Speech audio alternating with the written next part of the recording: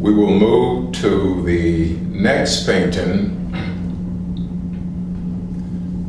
which is a vast jump from what is seen at Mama Sally's house, which I like to call this painting Standing on Shoulders, because of the persons like my great-grandfather Mose and my great-grandmother Ellen Hendricks, who worked at everything possible to earn their livelihood and to instill into their children, that they may instill it into their children's children, the way to deal with life in the times in which we were encumbered by a system of segregation, a system of denial.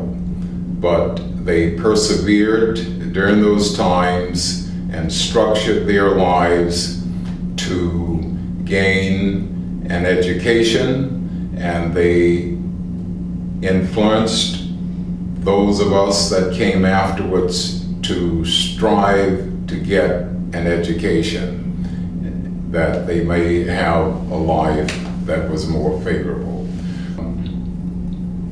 It was the commissioning of our Booker T. Washington of Mr. Adams, who was the first president of Grambling State University. He was also the founder of that university.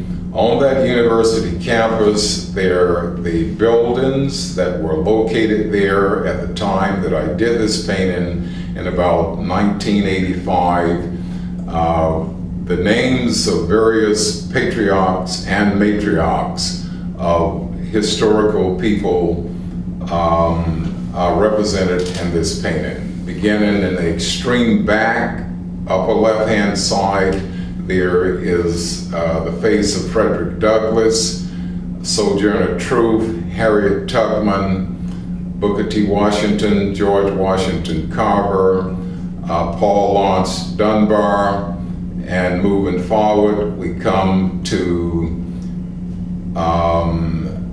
Carter G. Woodson, the founder of what we call Black History Month, and even more forward, there is Thurgood Marshall, and the second president of Grambling State University, and it moves forward from that area down to include Dr. Martin Luther King in the extreme front.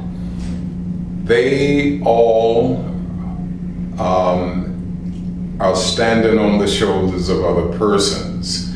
And at the very bottom of the painting are those cotton pickers and cane cutters and house cleaners and all the different kinds of works that the diaspora coming out of Africa were compelled to do and willingly did to move forward with the struggle in their own lives, that their generations coming after them might have a better way of life, hence the title, Standing on Shoulders. I did this painting in about 1985. I worked on it from time to time. There afterwards, which included other persons like Maynard Jackson and also Louis Armstrong, Coach Robinson, and a few other persons that you will recognize in this piece as well. It was finished for the most part. At the time when President Barack Obama was running for president, and I desired to do a painting of him, but had no real inspiration of what to do. Finally, one day, I knew